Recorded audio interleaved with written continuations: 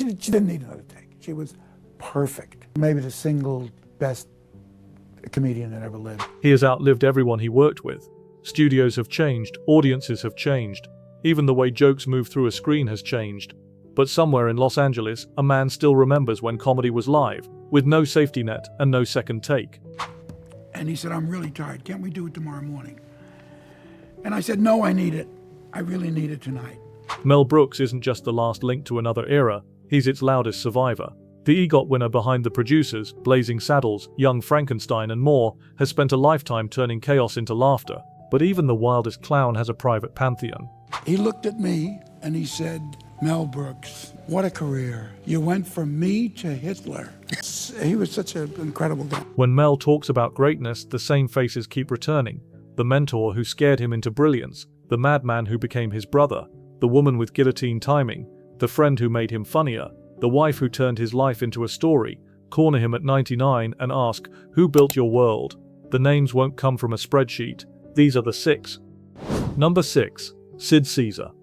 Long before Mel Brooks was a legend, he was a terrified young writer in a room ruled by one man, Sid Caesar. Before there were hit movies or Oscars, there was Your Show of Shows, a live television circus where one wrong beat could sink an entire night. At the center of it stood Caesar, a mountain in a suit, speaking fake languages with perfect rhythm, turning a raised eyebrow into a stadium roar. Mel has said it plainly in interviews. No Sid Caesar, no Mel Brooks. Caesar wasn't performing in the polite sense. He was attacking. He threw his whole body into bits, howling, sweating, collapsing, morphing his face like it was made of rubber. Yet underneath the mayhem, Mel saw something terrifyingly pure: commitment. If the sketch was about a jealous husband or a nervous businessman, Caesar didn't wink at the audience. He believed it so completely that you did too, and then he broke you with the absurdity of it. In that legendary writer's room, Mel learned that jokes weren't decorations, they were weapons, and Sid handled them like a gladiator. Every punchline had weight, every silence had threat. Watching Caesar, Mel discovered that comedy could be as big as opera and as brutal as a fistfight. When he thinks about the greatest actors he's ever known, he doesn't start with movie stars. He starts with the man who showed him that a single performer on a bare stage can feel bigger than any special effect. Number 5. Zero Mostel. If Sid Caesar taught Mel how dangerous comedy could be, Zero Mostel proved it on film. When Mel wrote The Producers, he didn't just need an actor for Max Bialystock. He needed a man who could detonate. Mostel wasn't safe. He wasn't tidy. He walked into a room and reality bent around him. Studios worried he was too unpredictable. Mel worried he wasn't in the movie enough. On screen, Zero didn't play Max, he practically consumed him. The flop-ridden producer, oily and desperate, somehow became heroic in his grotesquerie. One moment he was seducing little old ladies for checks, the next moment he was collapsing in an honest, terrified sob. That swing from monstrous to human in half a breath is what mesmerized Mel. Mostel could go from a roar to a whisper, from bug-eyed hysteria to a tiny wounded glance, without losing the thread of truth. Mel loved that he could never fully control him. Zero might lean into a line that wasn't meant to be important, or physically throw himself across a set in a way that forced everyone else to catch up. But that was the point. Great acting in Mel's world isn't always obedient. Sometimes it's the wild engine that drags the entire production into greatness. When he talks about the best he's ever seen, he smiles at the memory of Zero, too big, too loud, too much, and knows that without that holy chaos, the producers would have been clever, but never immortal. Number 4. Carl Reiner. Some actors dominate by grabbing every laugh. Carl Reiner did it by giving them away. To the world, he was a writer, a director, a familiar face on television. To Mel Brooks, he was something rarer, the world's greatest straight man, and a 70-year-long co-star in a two-person show called Life. Think of the 2,000-year-old man. On paper, it's a simple premise. Reiner asks questions, Mel answers as an ancient, cranky survivor of history. But watch closely. Carl's job isn't just to feed Mel lines. He listens with absolute sincerity. He reacts like a real journalist trying to make sense of this lunatic. He's patient when Mel spirals into nonsense, gentle when he pulls him back, sharp when he needs to push. His seriousness is the trampoline that lets Mel fly. Offstage, it wasn't much different. In late interviews, Mel talked about the nights when he'd go to Carl's house, sit on the couch, watch movies and game shows, and do what they'd always done: talk, tease, perform for no one but each other. That daily routine wasn't just friendship, it was practice. Two old pros quietly keeping their timing alive. When Mel names the greatest actors he has ever been around, he doesn't separate funny from generous. Reiner embodied both. He proved that the person asking the questions, the one reacting, absorbing, holding the frame steady, might be doing the most delicate work of all. Carl didn't just make Mel Brooks laugh, he made Mel Brooks possible. Number 3. Madeline Kahn. If Mel Brooks has a queen, her name is Madeline Kahn. In his films, chaos is everywhere. Farting cowboys, singing monsters, goose-stepping maniacs. And then there is Madeline, standing in the center of the storm, hitting every note, comic and musical with surgical control. Mel has called her a genius, and he doesn't throw that word around lightly. Watch Blazing Saddles. As Lili von Stupp, she slinks onto the stage in that smoky saloon, half Marlene Dietrich, half cartoon, and launches into I'm Tired. It should be a dirty little throwaway gag. Instead, it's art. Every sigh, every eye roll, every off-key flourish lands exactly where it should. She stretches syllables like taffy, then snaps them off like a whip. Under the camp and the innuendo, there's a perfect understanding of character. This is a woman who has seen it all, hated most of it, and will still sell the number because that's the job.